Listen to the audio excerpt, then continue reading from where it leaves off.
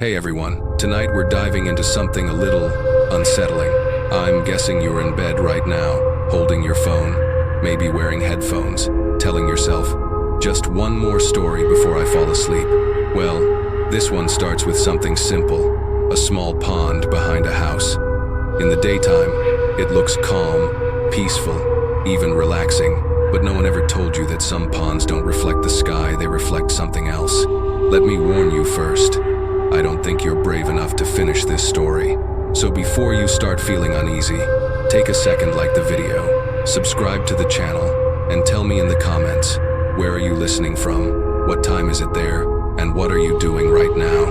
Are you lying down, sitting up, or maybe facing away from the window? Now turn off the lights, pull up your blanket, put on your headphones, and let's begin. You moved into that house on a gray afternoon. The moving truck pulled away, leaving you alone in front of a one-story home, cracked paint, mossy roof tiles. It didn't look haunted, just forgotten, like a place that hadn't heard laughter in years. The agent handed you the keys with a grin. There's a pond out back. Perfect spot to relax on weekends. All day you unpacked boxes, catching glimpses of that dark patch beyond the back door, still, heavy, black water. You told yourself it was just the fading light making it look that way. Tomorrow, with some sunshine, it'll look different. That night, the house finally felt settled. You turned off every light except a dim yellow lamp. But sleep didn't come. The clock's ticking grew loud. The street outside fell silent. And in the quiet, you began to hear other sounds, wind sneaking through cracks, wood creaking, and faintly, the rippling of water from behind the house. You pulled the blanket tighter. Your brain whispered, I wonder what the pond looks like now. Still black? What if something's floating on it? You squeezed your eyes shut. Don't be ridiculous, you're an adult. But that little word, what if, kept echoing. Finally, you sat up. Just a quick look, you muttered. Some fresh air, and it'll sleep better. If this were a movie, that would be the moment the audience screams, don't go out there. You stepped into the kitchen. The fluorescent light flickered twice before staying on, bleaching the room in cold white. The metal door handle was freezing, like touching a hand that had been submerged in ice water. The door creaked open. A gust of damp, metallic air slid in, the kind of smell you can't describe, except that it makes your throat tighten. The backyard stretched longer than you remembered. Cracks ran through the old brick path like veins leading straight to the pond. Bushes by the fence swayed softly, whispering against each other almost like low voices speaking under their breath. And at the very end, the pond flat and black, with only a sliver of moonlight lying across it like a thin thread of silver. You walked closer, every footstep echoing off the bricks. You tried to joke to yourself, just a quick walk, not a ghost hunt. But your own voice sounded wrong, too loud in the quiet. The closer you got, the stronger the sense that something beneath that water was watching you. Not from the trees, not from a window, from right at the surface. You stopped a few steps from the edge. The water smelled faintly metallic, cold. You leaned a little forward, not too close, just enough to see your reflection. But the pond was so dark it swallowed your shadow whole. No ripples, no leaves, no insects. Just a perfect sheet of black glass. Then you saw it. Across the pond, near the opposite bank, a pale shape, faintly glowing. A round, off-white circle floating in the dark. At first, your mind offered the easiest answer. Probably a piece of trash, a foam plate, a plastic bag. Rational thoughts always arrive first, like a life jacket. But as you squinted, it stopped looking like trash.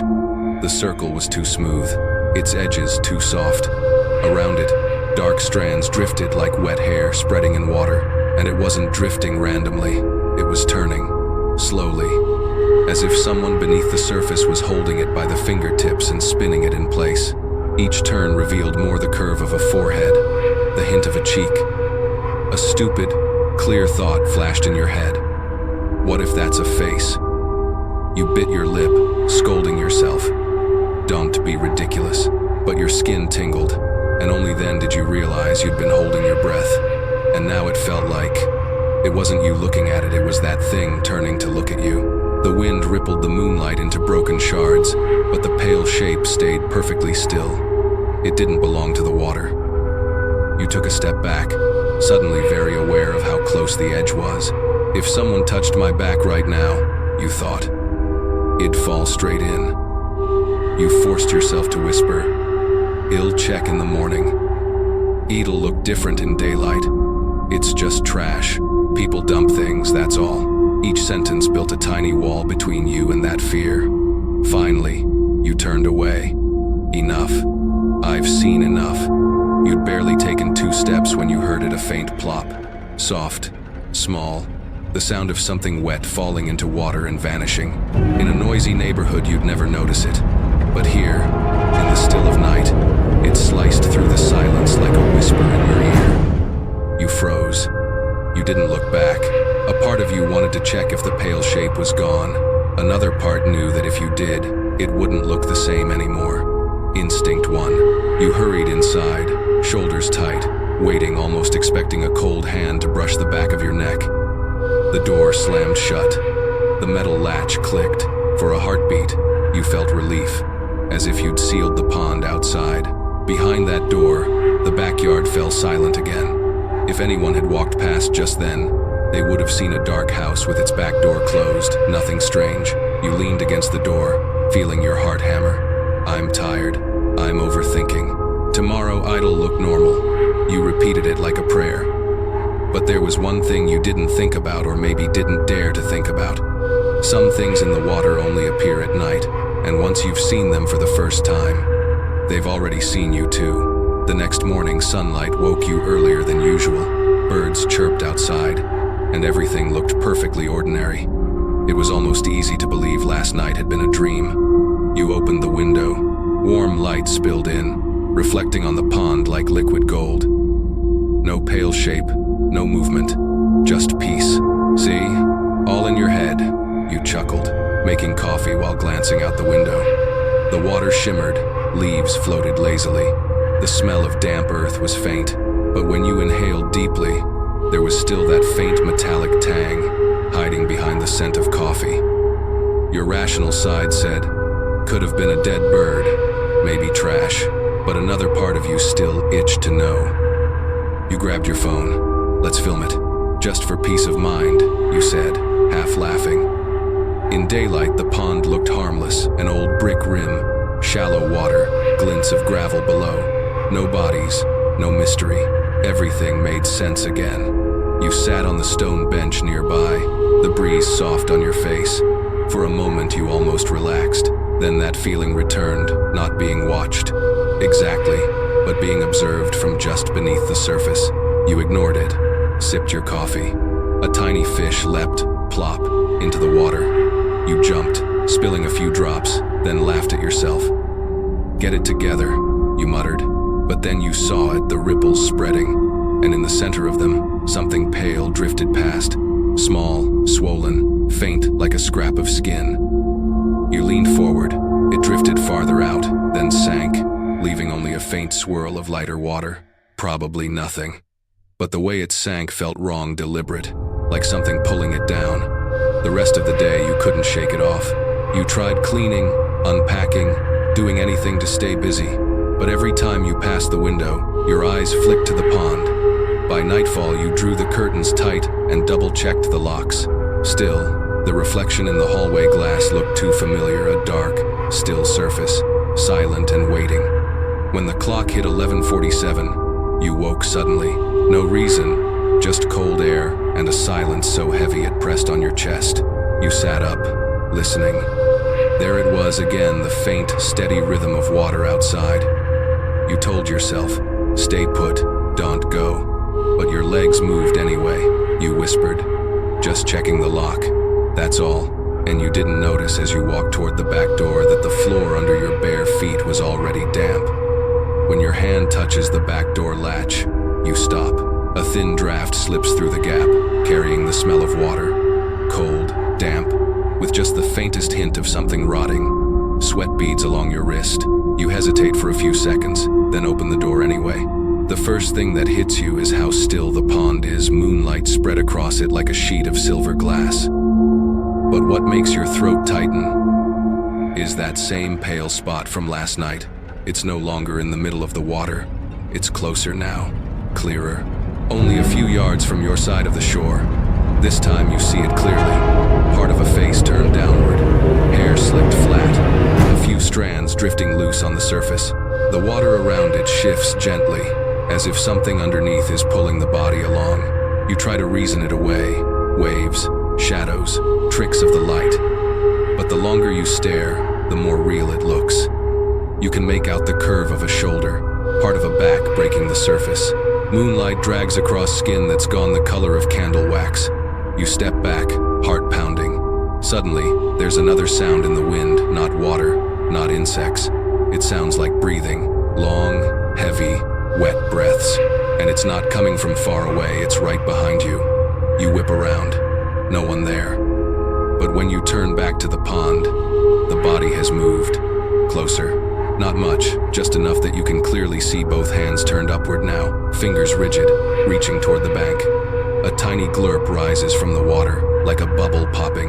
Then everything goes quiet.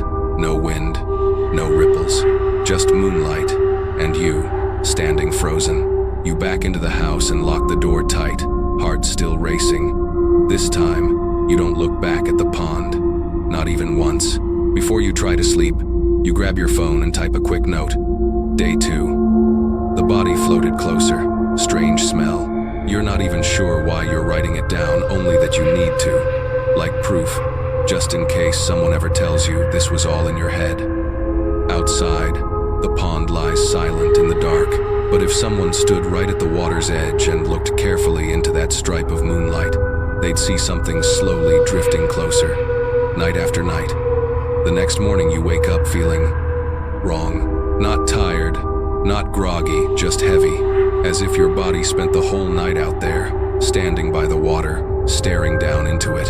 Your phone buzzes work reminders, a couple of messages you don't bother opening.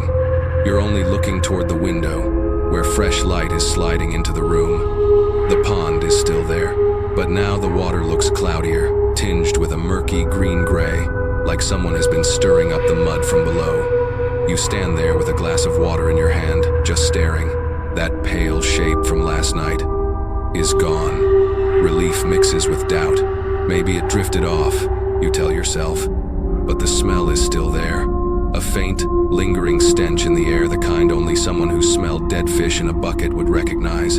That strange mix of water and flesh. By noon, rain starts. Heavy drops on the metal roof.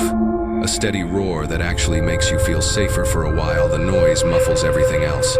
You flick on the TV, slurp instant noodles, try to act normal. Then you hear it, a thud that doesn't belong to the storm, something hitting the water.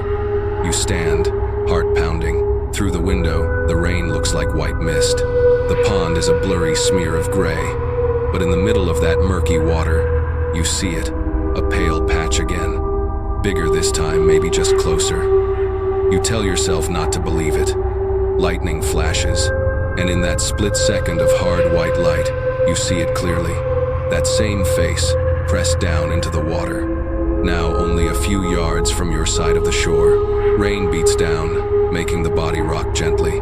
The hair has loosened completely, long dark strands clinging across the face in a messy halo. The head turns slowly, slowly, until one swollen eyelid cracks open.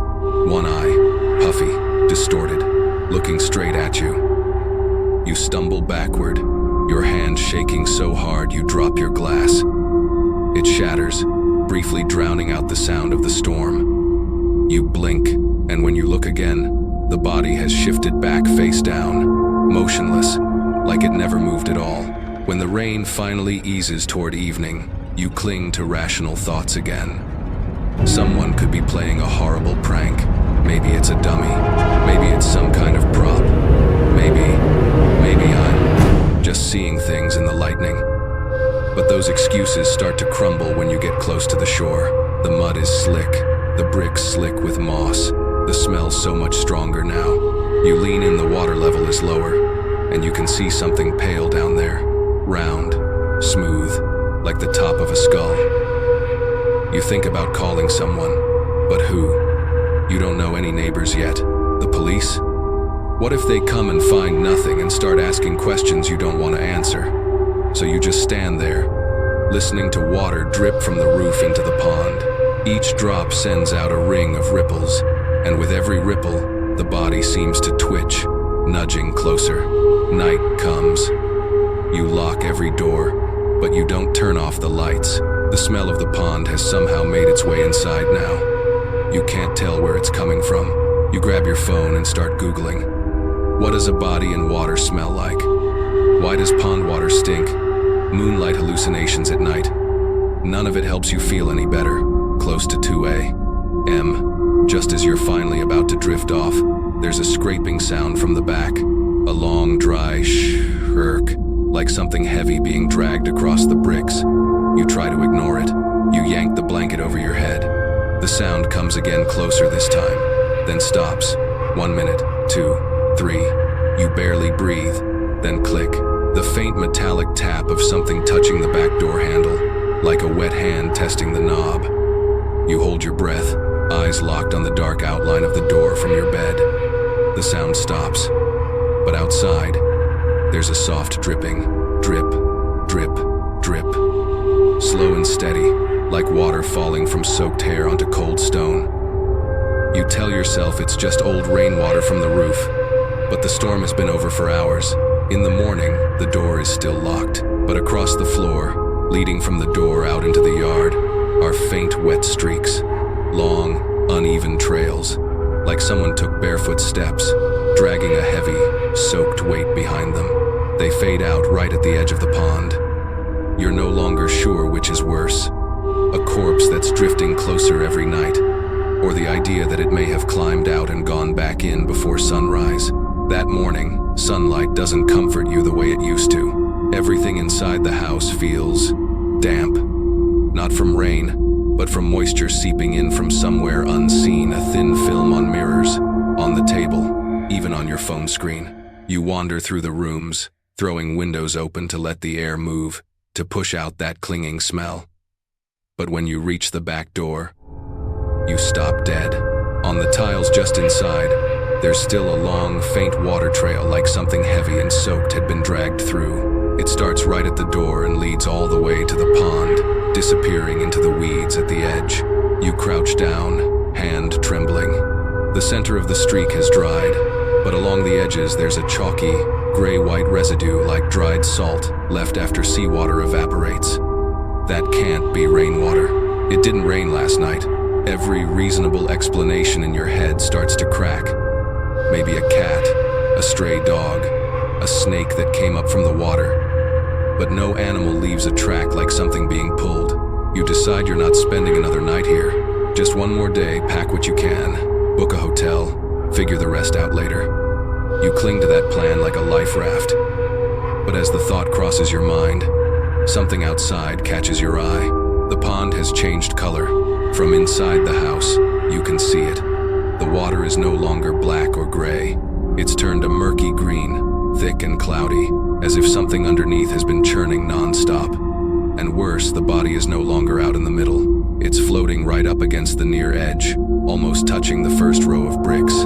For a few seconds, you forget how to breathe.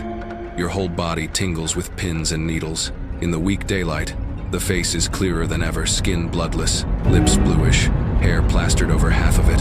One hand lies palm up, fingers clawed, water dripping slowly from under the nails. You stagger backward, swallowing a scream. Your heart is racing so hard it hurts, and yet, layered under the fear is something else. A twisted, horrible curiosity. If I get closer, he'll be able to see everything. That curiosity, the same one that dragged you out there the first night, wins again. You step outside, each move feeling heavy. As you approach the pond, you realize something horrifying. The body isn't drifting. The water moves, tiny ripples brushing against the edges, but the corpse itself stays exactly where it is. It only seems to sway slightly when you move, like the two of you are attached by an invisible string. Then, a fish darts up, breaking the surface for a second, and in that brief distortion you see what's under the body. More fingers, other hands, pale and bloated, gripping its ankles from below. holding it in place. You jerk backward, slip, and fall hard onto the ground. Your eyes never leave the water. No, no, no, you whisper. Then the pond starts to simmer, tiny bubbles rising everywhere. The smell hits you like a wall this time. Not just water and algae. Rotting meat, rot and mud and something long dead. You cough violently, stumbling back into the house, slamming the door. The rest of the afternoon, you sit in your room shaking. Even with the door closed tight, you can hear it, the faint, sticky slap of wet feet circling the yard. Every few minutes, the sound stops right at the back door, then it drifts away again. By evening, you've turned on every light in the house, but the electricity flickers, dimming and brightening like the house is breathing. Your shadow on the wall shivers and stretches in strange ways. Sometimes it looks like there's another shadow overlapping yours. You try to joke to yourself, "I'm just exhausted. That's all. I'm freaking myself out." The joke dies in your throat when you hear a soft tick, tick, tick, dripping. Somewhere in the kitchen, you walk in, force your hand to turn the faucet just to be sure. It's tightly shut, but the dripping continues. You crouch and open the cabinet under the sink.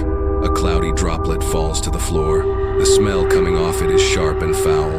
You look up and freeze. The water isn't coming from a pipe. It's seeping through the wood from above, from a place where there shouldn't be any water at all. You step back slowly and lift your eyes to the ceiling. A dark, damp stain is spreading across it, water bleeding through hairline cracks. You don't need anyone to explain it to you. The pond is trying to get in. You shut off the kitchen light and run to your room, locking the door. You don't sleep at all that night. The dripping never stops. It blends with the distant hum of insects until everything sounds like one long, wet whisper. At one point, you swear you hear a voice, faint, frayed, but shockingly clear, speaking right beside your ear. "Do you remember me?" You bolt upright, heart hammering. The room is empty, just the cold air and your own breath. But on the window glass, a handprint glistens, smeared, dripping fingers dragging slowly downward into the wooden frame. The next morning, the silence feels staged. Sunlight pours in, warm and soft, as if nothing bad could ever happen here. You sit on the bed for a long time, staring at that faded handprint. Last night you're sure it was wet. Now it's dry. What's left is a faint crust of grayish-white like salt lines, and along the edges you can clearly see the ridges of fingerprints. You grab a cloth and start scrubbing. The more you wipe, the clearer it gets. Like cleaning dust off an old photograph, the image only sharpens. Each swirl, each ridge, each blurred streak where water once ran. You stop halfway, suddenly afraid to touch it anymore. Your phone buzzes an unknown number. A woman's voice comes through, old and raspy. "Are you the one who just moved into house number 17? You hesitate. "Yes. Who is this?" She speaks softer, as if afraid someone might hear her. "You should close that pond. Don't look into the water anymore. You go cold." "Ma'am, who are you?" But the line has already gone dead. Her warning hangs in your mind like fog. You open the back door and look out. Midday light spills across the yard, making the pond glare and shimmer too bright to see clearly. But even squinting, you spot something wrong. There's someone standing on the other side of the pond. A woman. Short, hair pinned into a low bun, wearing a dark coat. She's perfectly still. Her face is turned straight toward you. You blink. She's gone. No footsteps, no sound. Just the pond and the empty yard. You think of what the neighbor said before, "Don't look down there after midnight." Now someone else is called, telling you to shut it out completely. Questions start to boil up. What happened here before I came? What exactly is in that water?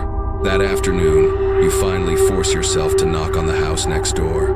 The door opens only a crack. A middle-aged woman peers out, wary. "Sorry to bother you," you say quietly. "I'm in number 17. The house with the pond out back. I've been seeing something in it. Do you know who's in charge of it, or where that water comes from?" She glances around nervously, as if someone might be listening. Then she leans in and whispers, "That pond. No one touches it. No one's dared go near it for years. Not since what happened back then." "What happened?" you ask. She bit her lip. Mr. and Mrs. Hester's daughter, the previous owners, she drowned in that pond. They didn't find her for weeks, and when they did, there was nothing left except some hair and scraps of her clothes. You went rigid, but I keep seeing a whole body. Her eyes flashed. She shook her head firmly. No, that body was never brought up. Then the door slammed shut with a sharp clack. You stood there, frozen, your chest heavy like stone. A breeze slipped past, carrying that faint, fishy stench. By late afternoon, the sky was overcast. You grabbed a can of spray paint, deciding to follow the warning, seal the pond off. You dragged a few old boards over, planning to at least cover the edge for now. But as you bent down, you caught sight of something in the water.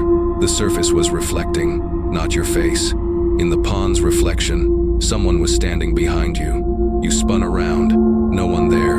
Your heart went haywire. You dropped the board. It crashed into the water with a loud hump. The splash made you stumble back. For a split second, in the falling droplets, you saw that body now floated all the way up, less than 2 feet from where you were. Its skin was wrinkled and split open in lines, but the face was still turned downward.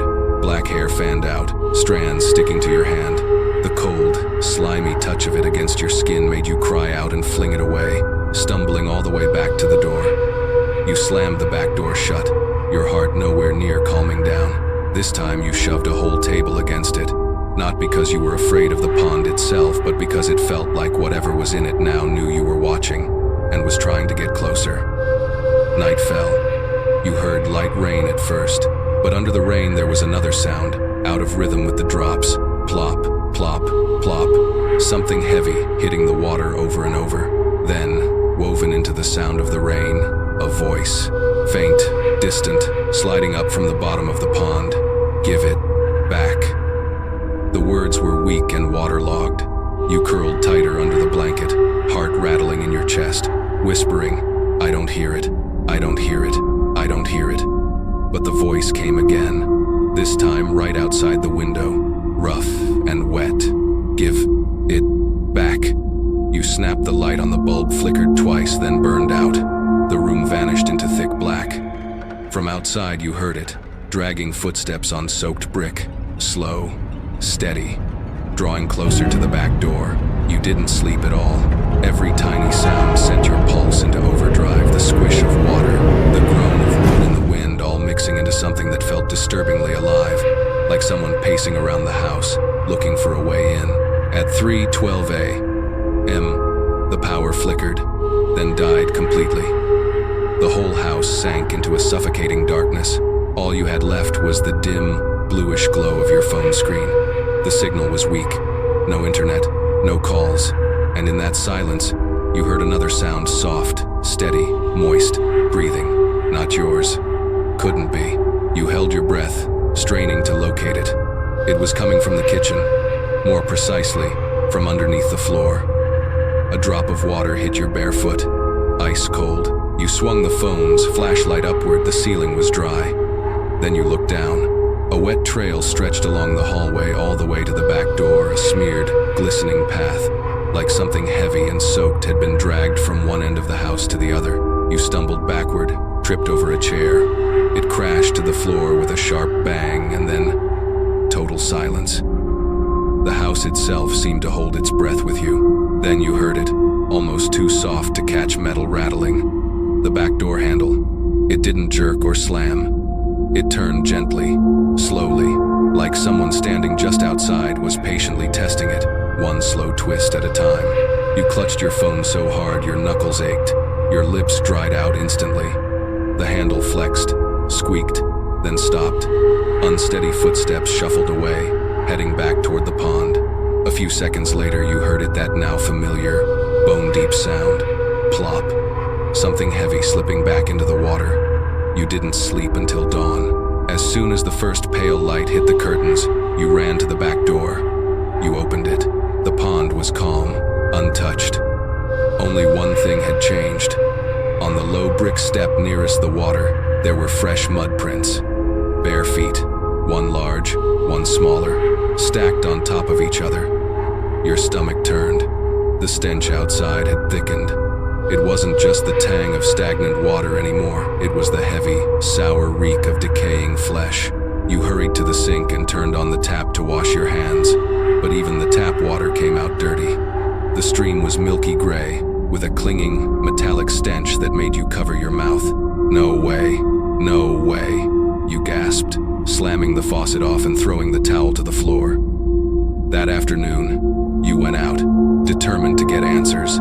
On the dirt road leading out of the neighborhood, you found an old man crouched down, fixing a bicycle.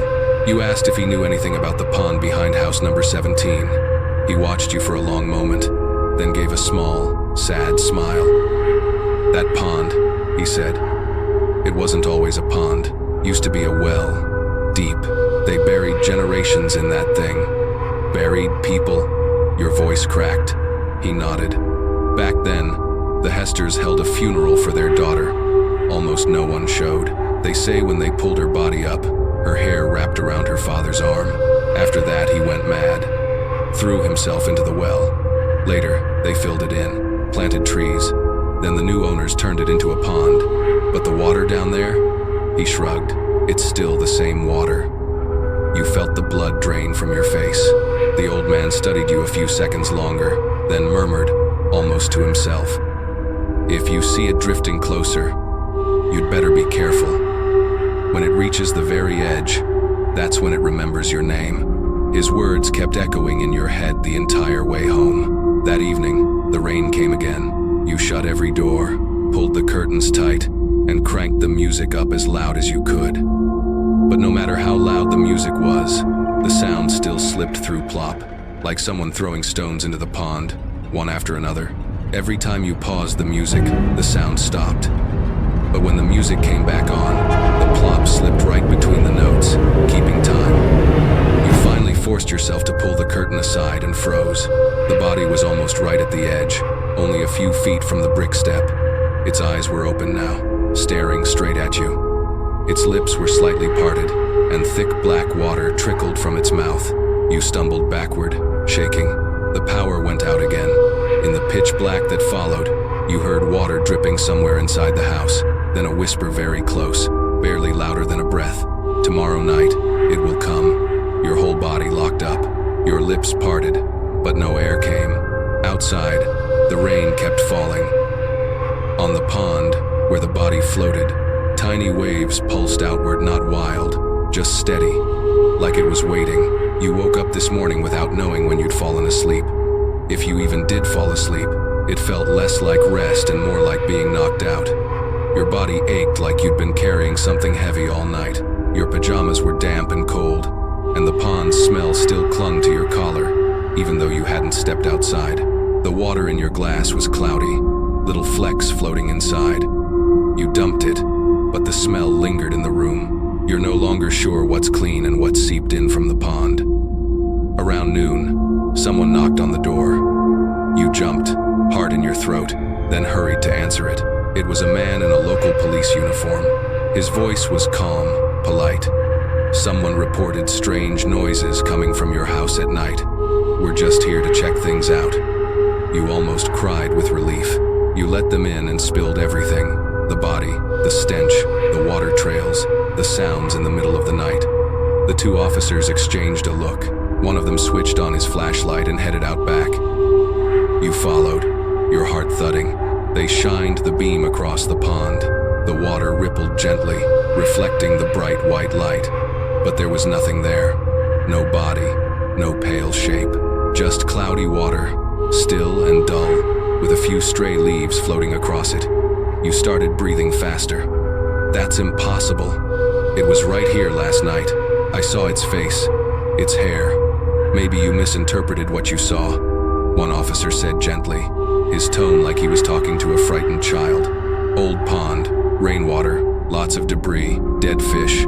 It can look strange at night." "No, I saw it clearly. The face, the hair. You live alone, right?" You hesitated. "Stress and lack of sleep can do that," he continued. "If you'd like, I can ask the clinic to send someone to check on you." You went quiet. The explanation made so much logical sense you suddenly felt foolish. They left, and you were alone again, standing by the pond. The surface swayed gently, the breeze soft.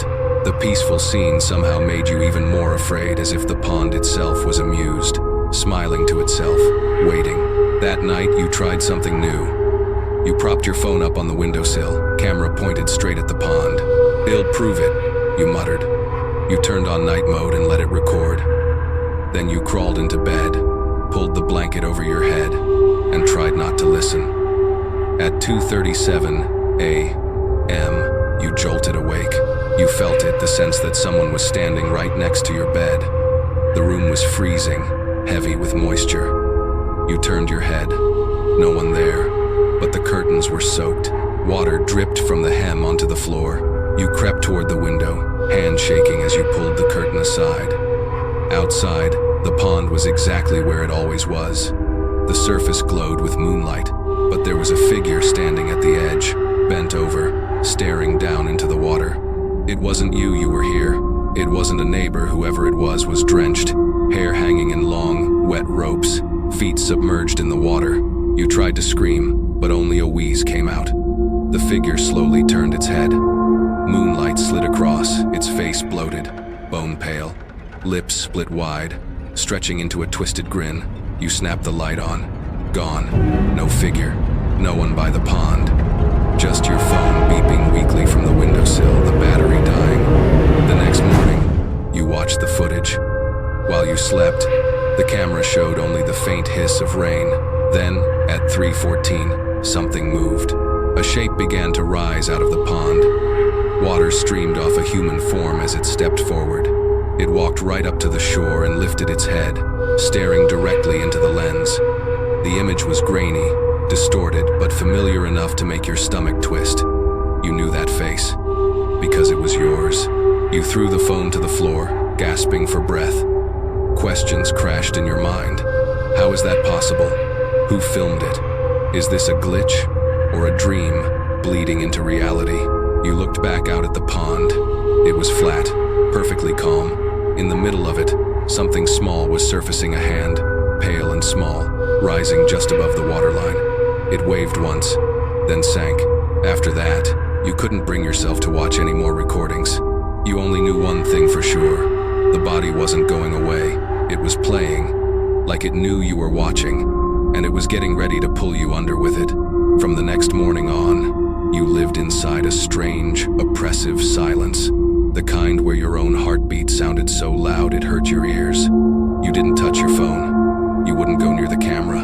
The shattered phone lay on the floor, corner cracked, screen black except for the occasional flicker, like it was trying to turn on by itself. Every time it lit up, you felt like someone else inside the house was opening their eyes. You sipped cold coffee, eyes fixed on the back door. The pond water was the color of mud now, thick and murky, bubbles popping here and there with soft little bops. No body, no pale spot, but you knew it hadn't left. It had simply gone under. That afternoon, someone knocked again. An old woman stood at the door, hair white, wrapped in a gray coat. Her face was gaunt, but her eyes were strangely bright. "You're the one in number 17? She asked. "Yes. And you? Who are you?" "I tend the cemetery on the hill." She glanced past you, toward the back of the house. Today the wind carried the smell of that water over. "That pond is active again." A chill runs straight down your spine. "What do you mean?" you ask. "It's active." "That pond isn't really a pond," she says. "It's the mouth of the old well. There are people buried there who never received a proper burial. When the water changes color, it means they're looking for what they've lost." Your voice shakes. "What did they lose?" She looks you dead in the eye, her voice dropping low. "Their names," the words hit you like a wave. You know who's in the pond?" The old woman slowly shakes her head. "It's not just one person, but lately, it's chosen you." Before you can ask anything else, she turns and walks away. Her thin figure disappears behind the trees. She doesn't look back. That night, you lock every door in the house, but somehow you still can't settle. The water in the kettle starts to boil, a low, constant roar, like a heartbeat. You glance at the clock, 11:47, the same time everything started the other night. You brace yourself, open your laptop, and turn the camera on, pointing it toward the window. If it's still out there, you whisper, "I want to see it." The image on the screen is foggy with moisture. After a while, something surfaces in the middle of the frame. Not a body. A small, round, white shape like a mirror drifting on the water. What makes your skin crawl isn't the object itself, but what you see in it. It's reflecting your room, the one you're sitting in, but from a different angle. Like someone out on the pond is looking into your house. Your hands tremble as you stand and lean closer to the screen. In the strange reflection, there's a figure standing behind you. You spin around nothing. You look back at the laptop. The figure is gone. Only the water remains, with a dark, inky streak spreading across the surface. Right then, the power flickers and dies. The house drops into darkness. In that blackness, you hear dripping. Not outside, not from the pond inside the room. You sweep your phone's light across the floor. A wet stain is spreading, creeping toward the foot of your bed. You crouch down. Water is seeping up through the cracks between the tiles, reeking of rot. When you touch it, it's freezing sharp, biting cold, like ice pressed to your bones. And within that shallow layer of water, something moves. A pale, wavering streak, snaking through it, not clear enough to make out. Just a milky, shifting shape, like hair. You stumble back and slam into the dresser. There's a loud crack, a picture frame falls from the wall and shatters. Behind where it hung, there's a small, hollow space in the wall, as if someone once hid something there. You reach in and pull out a sheet of old, yellowed paper, almost falling apart in your hands. The ink has bled, but you can still read it. If you're able to read this, it means the pond is open. Do not speak its name. Do not let it speak yours. At the bottom, a shaky line of text. Hester, 1987, you freeze. Hester, the previous owner of the house. Outside, the wind picks up, rattling the windows hard. The smell from the pond rushes in thick and overwhelming, like someone flung open a hatch in the ground. You hurry to latch the window, but when you look down at the floor, your heart stops. A long, wet trail stretches from the door into the middle of the room, and at the end of it, stamped dark on the tiles, is a handprint. Fingers spread wide, nails long, scraping, still dripping. You inch backward until your legs hit the bed and you drop down. Outside, the pond ripples softly, the sound like stifled laughter. From somewhere far off and yet horribly clear, a voice speaks. Tomorrow night, it will come to the door. You don't know who it is, but every nerve in your body understands one thing. Tomorrow night, the back door won't just have the wind at it. The entire next day, you force yourself not to go near the windows. You pace the house, turn on the TV, blast music, even try to do normal chores, laundry, dishes, but everything has one thing in common. The pond's smell is on everything. Clothes straight out of the wash still carry that faint tang. Tap water in a glass looks clear, but leaves a thin white ring around the sides, like dried salt. You take a sip, then slam the glass down. That's it, you mutter. From now on, I'm living on bottled water. If the pond wants to invade something, it can start with my bank account. You laugh at your own joke, but the sound comes out hollow, like wind through an empty house. Your phone lights up. A small notification appears. Please confirm your name to continue. It's from an app you don't even remember downloading. Black background. A single empty field waiting for you to type your name.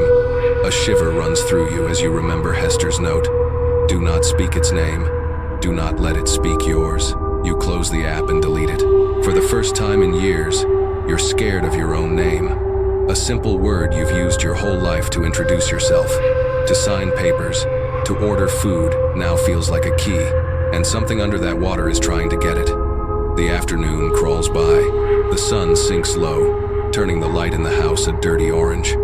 Every time your shadow stretches across the floor, you feel like it's just a little too long, like something under the tiles is tugging at it. You tell yourself, I'm just tired. That's all. Worst case, he'll hop online tomorrow and leave a review. House possibly haunted. Landlord, please give discount. Night falls. You decide you're not opening the curtains.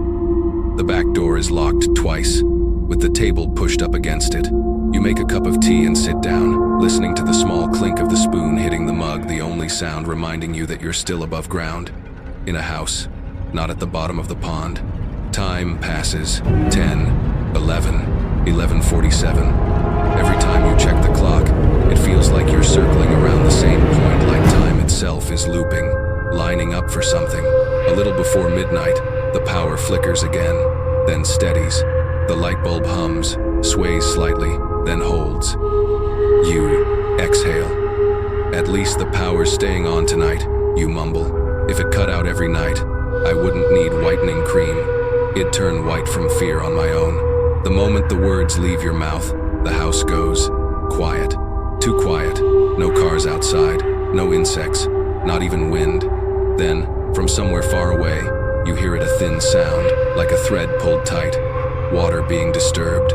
Clink, clink, like a metal bucket scraping the side of a well as it's being pulled up. The sound starts faint, then grows louder, closer, as if something is rising. You shudder. The teapot on the table vibrates, the surface of the tea trembling. On the wall, a picture frame tilts on its nail, as if someone brushed by. Then you hear it. At first, it's barely there, like wind skimming the pond's surface. Et. You frown, listening harder. Your heart slows but feels heavier, each beat thudding in your ears. The sound comes again, longer this time, stretched, like someone trying to form a name with a tongue that's been stiff in the water for years. Et. A. It's not someone else's name. It's yours. Your own name warped, dragged out of shape as if spoken through thick water. Your entire body locks up. It feels like someone just whispered your password right into your ear. You want to shout that you misheard, that it's nothing, but your throat is dry and tight. You shake your head, forcing the words out in your mind. Don't respond. Don't answer. Don't repeat it. The voice goes quiet for a few seconds. Then it calls again, closer now, every syllable bubbling, each letter fizzing like it's being exhaled through a lung full of pond water. Linda. Open. The door. You snap your eyes toward the kitchen. The back door handle is trembling, not banging, not being forced, just a gentle, patient rattle, like a familiar neighbor saying, "Come on, I know you're awake." You dig your nails into your palm until it hurts. In your head, an alarm screams, "Don't answer, don't say anything, don't let it be sure." As if it hears your thoughts, the voice comes again, twisting, stretching, every word bursting into hundreds of tiny bubbles. Linda, do you remember me? You're shoved back toward the wall, your spine hitting a cold, damp patch. It feels like leaning against a body that's just climbed out of the water, ice cold, slick, and wrong. You jerk away, stumbling to the side. Your heart is sprinting, crashing against your ribs. The voice falls silent for a few beats. Then, as if angry you haven't answered, it comes back sharper, chopped up, desperate. Linda, look, down. You squeeze your eyes shut and clamp both hands over your ears. I'm not looking. I'm not listening. I'm not saying it. You chant it over and over, like a spell. But even with your ears covered, you can still hear the water. It's not just outside in the pond anymore, it's echoing from under the floor. From the kitchen sink, from the toilet, from the shower drain. Every pipe, every drain in the house is whispering, "Linda, Linda." Some small part of you wants to laugh at how absurd it is. Great, now I'm famous in the plumbing system. Is that it? But your throat is too dry. Your head spins, your insides twist, like something is wringing you out from within. You feel that if you accept even one thought, if you admit, "Yes, it's calling me," you'll fall straight into some bottomless place you can't climb out of. The back door rattles harder. Each time the handle turns, you hear water dripping onto the floor. Drip, drip, drip. Steady as a clock, the stench starts seeping through the cracks, thick and heavy, like standing in a morgue's cold room. You cough until your eyes water. In the middle of your coughing fit, one thought flashes through your mind. What if I just say one thing? Tell it to go away. The moment that thought appears like a spark, the voice outside lets out a twisted little laugh. New. You could hear. You bite down on your lips so hard you draw blood. The metallic, salty taste mixes with the reek of water in the air, and your stomach lurches.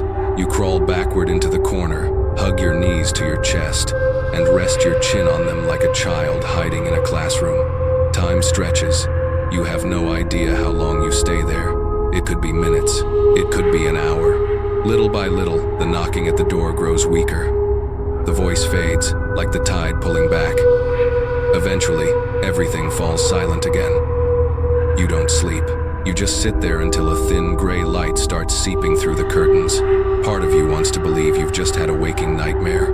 But when you finally stand and step into the hallway, your bare foot lands in something cold and slick. The tiles are wet.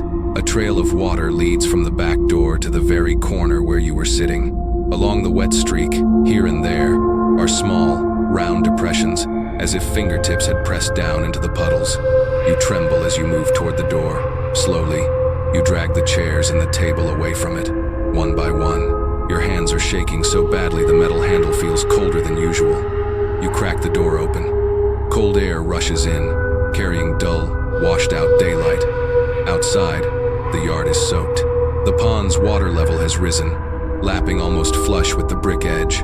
And right there, on the very first step, are clear footprints. Bare feet, coming up from the pond and going back down again. What stops your breath isn't the footprints. It's the thing someone has carefully placed on the threshold, right at your feet. An old plastic name badge, edges scratched, colors faded, but the printed letters still visible. It's from a class reunion years ago. Your face smiles up from it younger, soaked, and beneath the picture, your full name is printed, every letter sharp and perfect. The badge is dripping pond water, each drop falling onto the brick step and merging with the footprints. Out on the pond, the surface ripples gently. Between the small waves, something pale rises for a moment and sinks again. And you know, from this moment on, whatever is under that water doesn't just know someone new moved in. It knows your name, your face, the way you look when you smile. You step back inside, clutching the badge. It's as cold as if it had been kept in a freezer, not a pond. And no matter how hard you try to ignore it, you can still hear, from somewhere deep beneath the water, a distant whisper, this time speaking your name perfectly, every syllable clear. Linda. All day, you don't dare leave the house. The plastic badge sits on the table, still damp, still cold even though you dried it that morning. Moisture keeps seeping out from its edges, drop by slow drop, soaking into Hester's old note until the words daunt, let it speak your name, blur and melt away.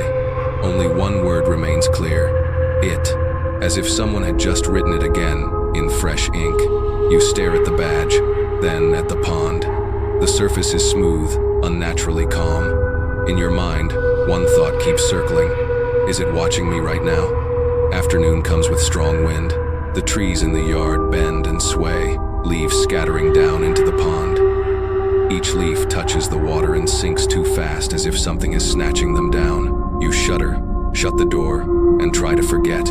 But as soon as you turn your back, you hear a soft thump like something falling from the ceiling. You look up. From the center of the ceiling, water starts to seep, drop by thick drop, dark, almost black, carrying a harsh, rotting smell. You step back. The drops hit the floor and spread in perfect circles. Another drop falls, this time landing on your shoulder. It's so cold you gasp. The ceiling cracks slowly, thin lines branching outward like a spider web. Water begins to stream from the fractures, forming a black streak crawling down the wall. You rush to find a bucket, a towel, anything. But the more you wipe, the more the water comes. Then, in that crawling stream, something begins to take shape. A vague, pale form, pressed against the inside of the ceiling, like a face turned downward, pushing its features through from the other side. You scream and stumble back. The face slowly rotates, revealing half an eye pried open, the iris dark and swollen, like it's been soaking in water too long. It stares straight down at you. A soaked hand pushes through the crack, dragging a long black strand of hair behind it. You fall backward and scramble away toward the door. The name badge slips from the table, sliding along the water, coming to a stop in the center of the room, flipped over, your name facing up. The face in the ceiling tilts, as if reading it. Its lips part. From the crack, a sound rasps out like hundreds of bubbles bursting at once. Give. Back. My name. You scream and bolt for the front door, but it won't open. The handle is slick and slimy under your hands. Outside, the wind howls, the pond slamming against its banks. The whole house shakes, lights flickering in frantic bursts. In a moment of sheer panic, you catch your reflection in a nearby mirror. Your hair drenched, your skin bloodless, eyes wide. But the reflection isn't quite you. The you in the mirror is smiling, a crooked, too wide smile carved deep into your cheeks. "This isn't me," you whisper. "This isn't me." The reflection's lips move in perfect sync, but the voice that comes out is layered with the sound of water. "This isn't me." You shatter the mirror. Shards scatter across the floor, but in each piece you see the same wet, distorted face, and every single one is smiling. Suddenly, your phone buzzes in your pocket. The screen lights up on its own. A new message appears from an unknown number. Right under your feet. You drop the phone and run toward the bedroom, but you freeze in the doorway. The floor is covered in water. It's rising fast, as if the foundation has cracked open from beneath. In the murky water, something is floating, white, round, slowly turning. A face, that face. Only this time, its mouth is open wide as if screaming, but no sound comes out. The water around it begins to bubble and churn. The smell grows so strong you can barely breathe. You want to run, but your legs won't move. It feels like your feet have fused to the floor. Needles of pain jab your toes. You glance down. Your own skin is blistering, swelling, weeping fluid. Just like the flesh of something that's been in the water far too long. There's a loud crash. The window explodes inward. Water floods the room, dark, thick, carrying weeds and debris. In your panic, your hand closes around Hester's photograph. You clutch it tight and scream, "She's the one you want, not me." But a voice replies from everywhere and nowhere, cold as the bottom of the pond. "No. Now, it's your turn." Lightning flashes, lighting up the room submerged in water. In the brief glare, you see a figure hunched in the corner, sodden, hair hanging over its face. Its hands slide along the floor, dragging its body toward you. Fast, soundless, leaving a long black smear like diluted blood. You scream and pound on the door. The water rises to your chest. Every breath feels like sucking in mud. Then a hand like ice clamps around your ankle. One brutal yank and you go under. The first thing you feel is cold. The second is infinity. There is no bottom, no light, just bodies. Shapes suspended in the dark water, some without heads, some only half there, all of them with their eyes open, staring right at you. In those eyes, you see your own face, already beginning to look like theirs. A voice echoes inside your skull, not coming from any one direction. You looked, you listened, now you stay. Then everything collapses into silence. The next morning, neighbors walking by see the same old pond, calm, still, except for one new thing drifting lazily in the middle, a faded plastic name badge. On it, a picture of a woman smiling, and beneath the photo, her name is still perfectly clear. When you open your eyes, everything is hazy, as if wrapped in fog. Cold wraps around you like wet cloth, so deep it makes your skin ache. Sounds reach you, strangely muffled, dull, like you're hearing from underwater. You try to breathe, but there's no air, only the salty, metallic taste of pond water filling your mouth. Your arms flail in the thick darkness, fingers tangling in something soft and slimy. Hair, long clumps of hair winding around your hands.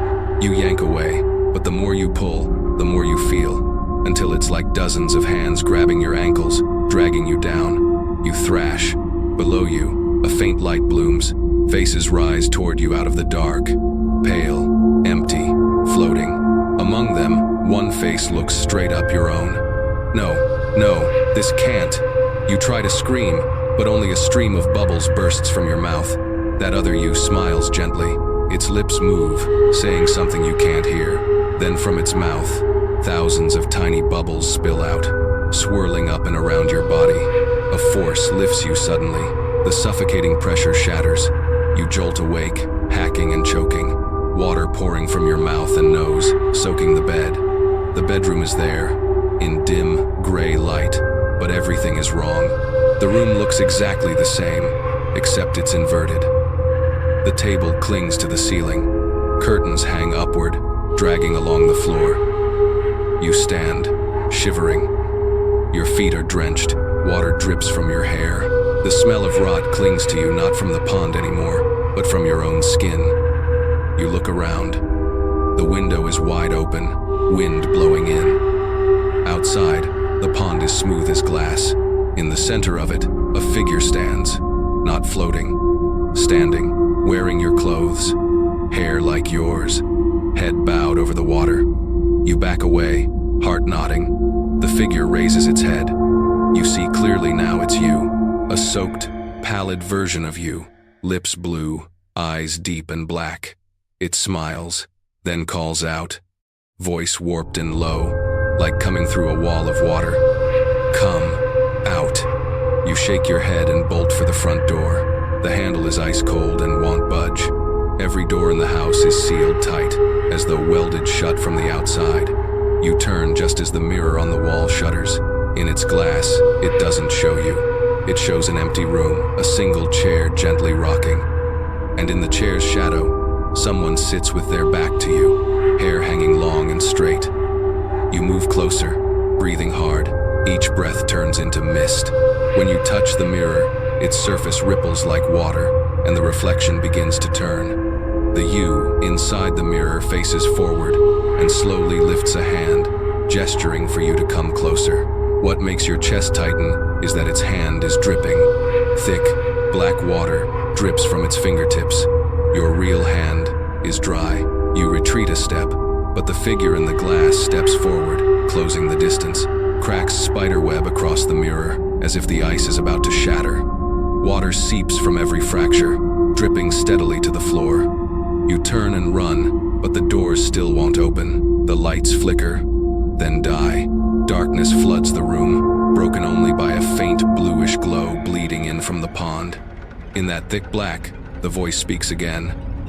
Right behind you now, clear, low, soft in a way that makes your skin crawl.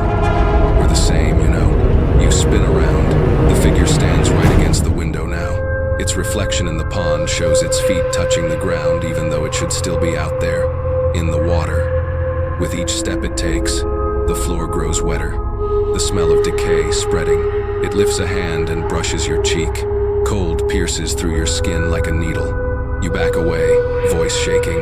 Who are you? It tilts its head, wet hair clinging to its neck, lips barely moving. I'm the part you left behind. Then it smiles, that same ragged, splitting grin, stretching nearly to its ears, mouth full of dark water. From its eyes, tiny black droplets run down, streaking its face as if its features are dissolving in ink. You scream and shove at it, but your hands pass straight through, as if you've plunged your arms into the pond itself. For a split second, the cold is absolute, the same numb, crushing cold as the pond's depths. Don't be afraid, it says, voice half kind, half mocking. Down there, you won't be alone anymore. Everyone smiles. You shake your head, teeth chattering, blood on your lip. Lightning flashes outside, illuminating the pond. In that brief, blinding light, you see them, dozens of faces rising to the surface around it, all smiling, all wearing your face. The power slams off.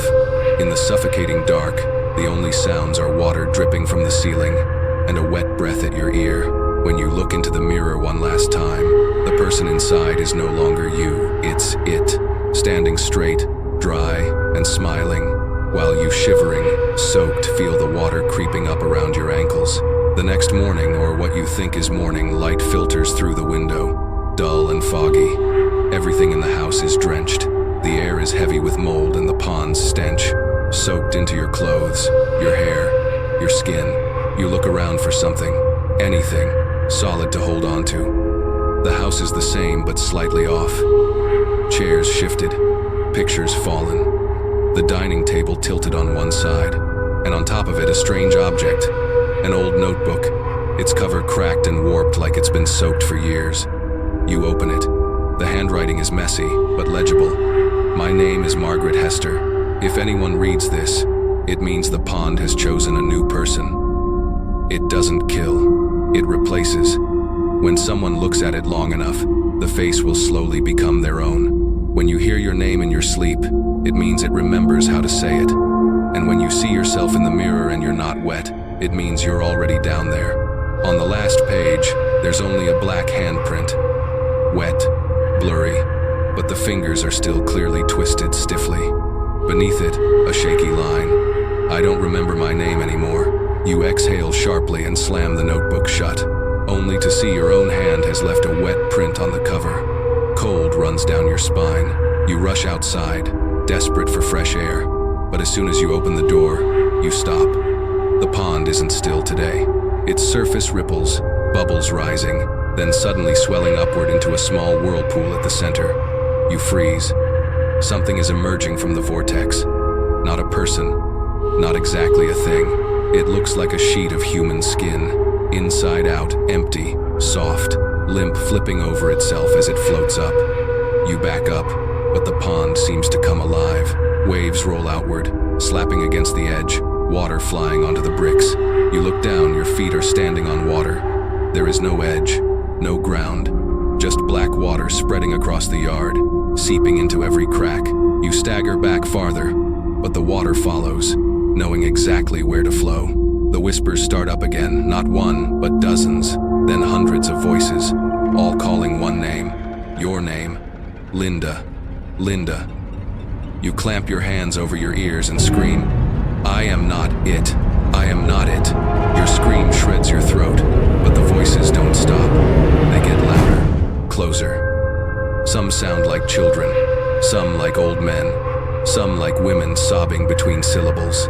All of them are saying the same thing, your name over and over, overlapping until it's not even a word anymore. Just a wet, pulsing sound pressing against your skull. You stagger backward, but the water keeps spreading beneath your feet.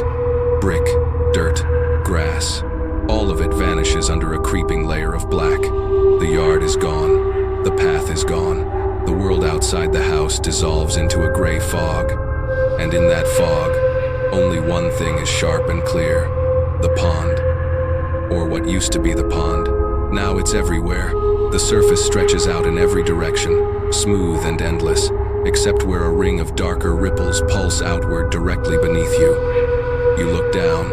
Your reflection is there, but it isn't behaving like a reflection. When you flinch away, it leans forward. When you step back, it reaches up. Slowly, its lips peel back into a grin that isn't yours. Stop, you whisper. Stop it. Your reflection mouths the same word at you, but the sound that reaches your ears is not stop. It's your name. Perfect, fluent, caressed like something it has practiced for a very, very long time. Linda. You turn and run. There's nowhere to go. The water is under you, around you, above you. The house flickers in and out 1 second there, the next warped, its walls bending like reflections in a funhouse mirror. Every time you grab a doorknob, your fingers pass through it. Every time you reach for a wall, your hands splash into freezing water. The whispers rise and fall like a tide inside your head. You slam your hands against your ears until they hurt. I am not it. You scream again. I am not. Something grabs your wrist. Not physically, there's no hand, no fingers, but it feels exactly like someone has seized your name and yanked. Every memory attached to that sound pulls tight. Every time someone called you from a doorway, every time you wrote it on a form, every time you heard it in a classroom, over a phone, on a coffee order, all of it stretches, distorts, blurs. The voices chant faster. Linda, Linda, Linda. You fall to your knees. You try to remember who said it the very first time, your mother, your father, someone smiling over a crib, but the image slips, slides away like wet ink. Instead, all you can see is the pond, the sky, the water. Your face, drifting beneath it. The sound of your name twists. The first letter, the last, the middle all wrong, then right, then wrong again. Until finally, it sounds like nothing, like a stone dropped into the water with no splash at all. You open your mouth to say it, to say anything, and realize you can't. You know there was a word once. You know it belonged to you. But when you reach for it, there's nothing there. Just cold, just water, just the echo of dozens of other names that are no longer attached to anyone. Your legs give out. You don't fall, you sink. No impact. One moment you're kneeling. The next, you're sliding straight down through the floor, through the foundation, through the black. The pond swallows you completely. There is no up or down. You float in a slow, dreamy spin, surrounded by shapes that used to be people. Their faces blur, soften, smear into the water like paint, until each one becomes a vague oval with two wide smiles and empty eyes. You reach out for one, and as your fingers touch it, the features rearrange. For a second, it looks just like you. Then it looks like someone else, and then like no one at all. A pulse moves through the water, like a heartbeat. The voices hush. For a moment, there is nothing but silence and the heavy weight of the water. Then, from somewhere above, far above, you hear it. Footsteps, soft, careful, someone walking across the bricks at the edge of the pond. A door creaks, a box thumps down, the sound of furniture being dragged. Someone's moving in. You feel the pond ripple with interest. Dozens of slack faces tilt upward with you, gazes stretching toward the surface. You can't remember your name anymore. You can't remember your street, your old life, the way your voice used to sound. All of that is gone, but you remember one thing very clearly.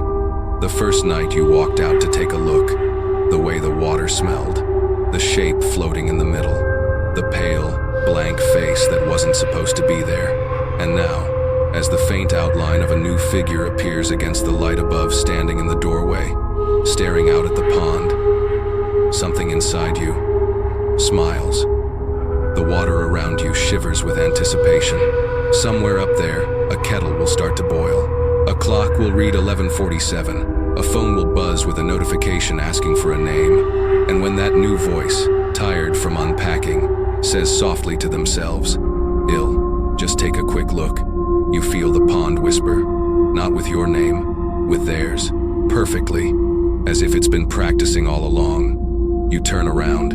In the doorway, there's a woman in a nightgown, hair loosely tied back, a confused look on her face. You know that face, the new tenant. She stares at you in surprise. "Sorry, who are you?" "I just moved in this morning." You smile faintly. "It's all right. I've been here a long time." You slowly back toward the pond, moonlight reflecting in your eyes, shimmering like the water. The girl still stands in the doorway, staring after you in confusion. You stop at the water's edge and tilt your head. Under the surface, hundreds of blurry faces are smiling, waiting. A cold wind passes. You glance back at the house one last time and whisper, "Just one night." Then you step down into the pond, as gently as someone coming home. The surface closes over you, smooth again, perfectly mirroring the full moon until, from somewhere deep below, a pale shape begins to rise again. You sit up, gasping. The air is thick with the smell of mud, dampness, and wet hair. Your hair is plastered to your neck, your nightshirt icy cold. You don't remember when you got back into bed. You don't remember how many times you opened your eyes, or if you ever really closed them. The house is dead silent. Gray morning light slips through the window cracks. The pond outside is so still it looks frozen. You glance at the clock, the second hand isn't moving. It feels like time here has stopped, or only moves when the pond lets it. You get out of bed and step into the hallway. Each step makes a faint squelching sound, even though the tiles look dry. Under your feet, faint wet streaks glimmer in the light, but no drops are falling from above. It's like the water is seeping up from inside the ground. You reach the back door. It's cracked open, even though you're sure you barricaded it with the dining table last night. Everything in the house is messy again, just like the day you first moved in. And the smell, That metallic, fishy reek. It's so strong now there's no mistaking it. You step into the yard and breathe in. The air is cold, damp, thin like smoke. The pond is still, but near the edge, something floats. You squint. It's a mirror, old, rusted, drifting slowly along the bank. You freeze. There's no reason for it, but something in you insists you have to pick it up. You kneel, your knees touching the cold brick. You reach out.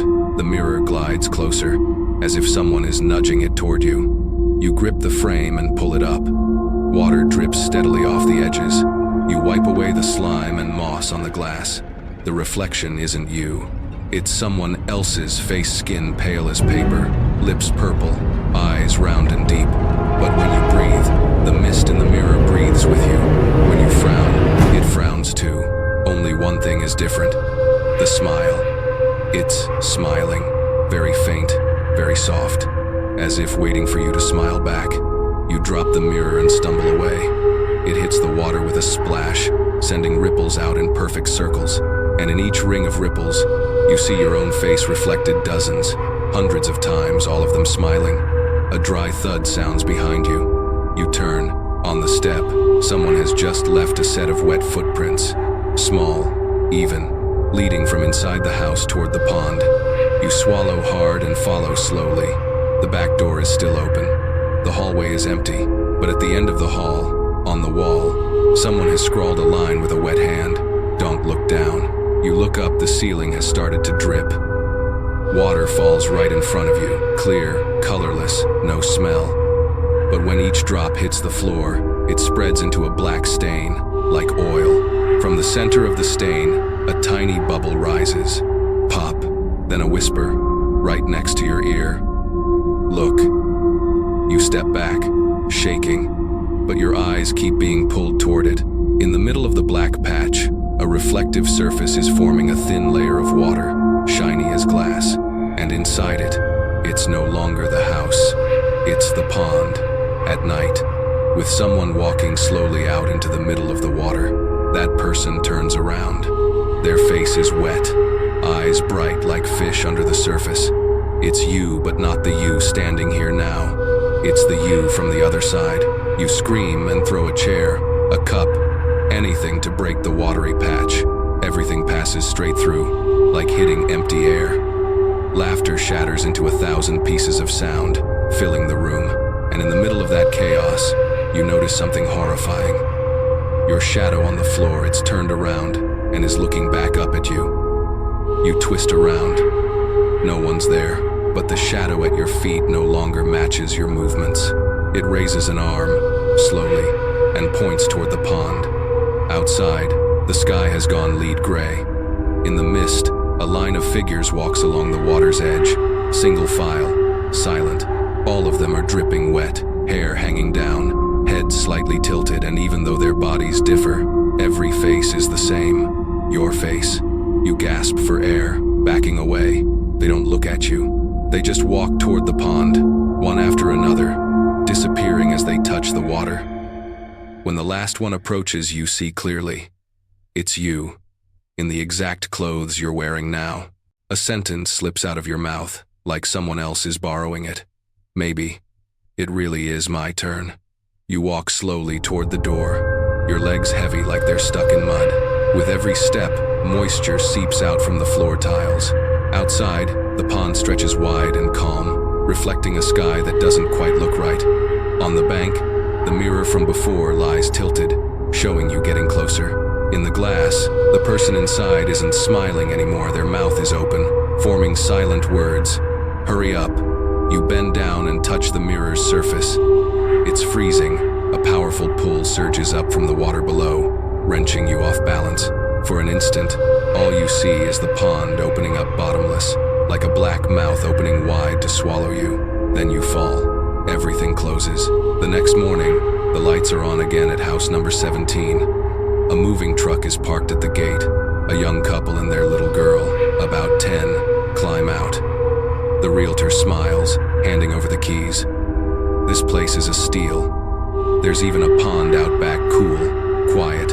Everyone who's lived here says they sleep great. The little little girl squeezes her mother's hand and whispers, "Mom, why is there someone standing by the pond?" Her mother looks over and only sees calm water, reflecting the soft morning sun. That first afternoon, the couple is busy unpacking. The husband laughs. "So quiet out here. Bet well sleep like babies." The wife opens the back window, looks at the pond, and breathes. It's beautiful. Clear water, trees, fresh air. Their daughter runs around the yard, picks up a stone, and tosses it into the pond. A soft plop rings out. Ripples spread, then fade. She tilts her head, giggling. No one notices that ever since they arrived, the water level has crept higher than the day before. The surface swells just a little, like the pond is breathing. That night, the moon is full. House 17 glows faintly in silver light. The little girl can't sleep. She tosses and turns, then crawls out of bed to get some water. As she walks past the hallway window, she stops. Below, through the glass, there's a moving patch of light, the pond reflecting a figure. She stands on tiptoe and peers down. A woman with long, soaking wet hair is standing at the edge of the water. Her face is turned toward the house, perfectly still. The girl watches for a long moment, then asks softly, "Miss, what are you doing out there?" The woman doesn't answer. A while later, when the girl finally turns to go, a voice drifts up, faint, soaked, watery. "Come closer. The pond is so pretty." The girl turns back. The woman is still standing there, but now her eyes are open. Moonlight hits them, making them shine strangely bright, cold, and clear, like two coins at the bottom of a well. The girl is a little scared, but curiosity wins. She opens the back door and steps into the yard, bare feet on cool, damp brick. The smell of grass, damp air, and something slightly fishy. She walks toward the water's edge. The woman smiles and reaches out her hand. "A little closer, sweetheart." When she's only 2 steps away, the girl looks up and asks, "Do you live here too?" The woman tilts her head, wet hair stuck to her neck. Her voice is as small as a breeze. "I used to." A gust of wind blows. The pond ripples. Another hand, pale and bloodless, rises from beneath the surface and lightly touches the girl's ankle. She yelps, jerks back, and slips onto the brick. The woman is gone. Footsteps thunder. Her parents rush out. "What happened?" The girl trembles. "There's someone in the pond." Her mother scoops her up, soothing. "There's no one there, honey. You had a bad dream." Her father shines a flashlight over the water. The surface lies smooth, reflecting the moonlight. Not a single ripple. The girl buries her face in her mother's shoulder, but her eyes stay fixed on the pond. Out in the middle, faint and far, she sees a face rise up, floating sideways, blurred in the mist. Not clear enough to make out, but she has the strange feeling she's seen that face somewhere before. The next morning, the father gets up early. When he steps onto the back stoop, he notices something sitting on the step. An old plastic badge, edges peeling, colors faded. He picks it up and reads the printed name, Margaret Hester. Below it, the photo has vanished, leaving only a white patch, smeared with water. He frowns, figuring someone left it behind, and sets the badge on the kitchen table. When he walks away, water trickles from the badge onto the floor, spreading into a round puddle. Morning light hits the thin film of water and turns it into a hazy mirror of the kitchen. In that reflection, someone is standing there, looking out toward the pond, hair wet, shoulders shaking. That night, the wind rises again. The mother is folding laundry when she hears her daughter call from the bedroom. "Mom, that lady is standing outside my window again." The mother startles and hurries in. "What lady?" "The lady with the wet hair. She keeps smiling." The mother looks out. The glass only shows their reflections inside the room. No one outside. The girl still points. "Right there. You don't see her? She's by the pond. She said she knows my name." A chill runs down the mother's spine. She yanks the curtain shut. "Don't talk to anyone out there, okay?" The little girl nods obediently. When her mother leaves, she peeks through the curtain again. Outside, the long-haired woman is still standing there. Moonlight makes her skin so pale it almost glows. Her mouth curves up, and in the faint haze of her breath, a sentence slips out with no sound. Now, it's your turn. The next morning, the house is strangely quiet. The back door hangs open, the breeze drifting in. The pond is smooth as glass.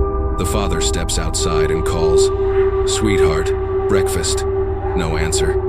On the bricks, there are only small footprints, leading from the back steps down toward the water and stopping at the very edge. Out in the middle of the pond, something is floating slowly. A doll. Its hair is soaked, eyes open, smiling. Right beside it, in the thin mist, there's a small face, familiar and strange at the same time, drifting along. And every time the wind skims the surface, it seems to smile. That morning, people find house 17 inches a strange state. The door is open, breakfast still laid out on the table, the glass of milk still warm. But no one is inside. No voices, no footsteps, only the wind blowing in from the pond, carrying cold moisture. A young officer circles the house.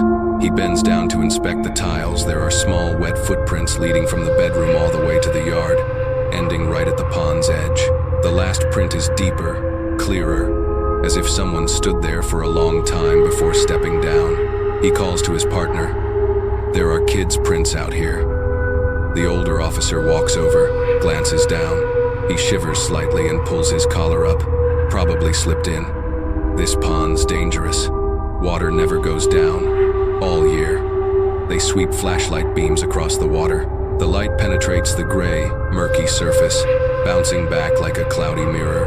There's nothing to see, just a thin fog lifting. The younger cop frowns. "Do you hear that?" The older one shakes his head. "I swear, it's like someone's calling somebody's name." The wind picks up again.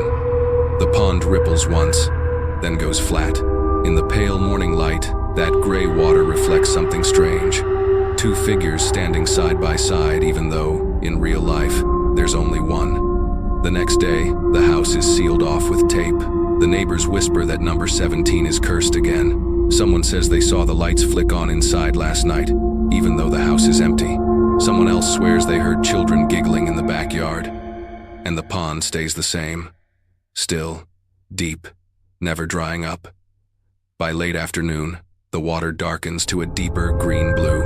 In the center, something white and shiny floats lazily, turning in slow circles. Up close, you'd see it's an old mirror, frame rusted, covered in algae. It drifts once, reflecting the sky, then it reflects the house. Finally, it stops, reflecting a face. No one knows whose face it is. It looks like a blend of many: the long-haired woman, the young tenant, the little girl, and you. All of them merged into one hazy figure, smiling faintly, lips tinged purple. The wind blows. The pond trembles. For a moment, the face parts its lips, as if speaking, then slowly sinks out of sight, leaving behind a distorted streak of moonlight sliding across the water. Night. The full moon hangs high, silver over the pond. House 17 is pitch dark, no lights, no silhouettes. But if someone stands at the end of the road and looks closely at the last back window, they'll notice something small, a dim, yellowish glow, like a nightlight. And in that weak glow, a woman sits by the window, fingertips resting on the fogged glass, staring out at the pond. Her hair hangs over her shoulders, slightly damp. On her lips, a gentle, tired smile. She speaks softly, voice barely above the sound of water on the wind. "Hey everyone, tonight, we..." Then falls quiet. The pond ripples, catching the moonlight. A tiny plop sounds very faint, then fades. The water goes smooth again. The house goes still again.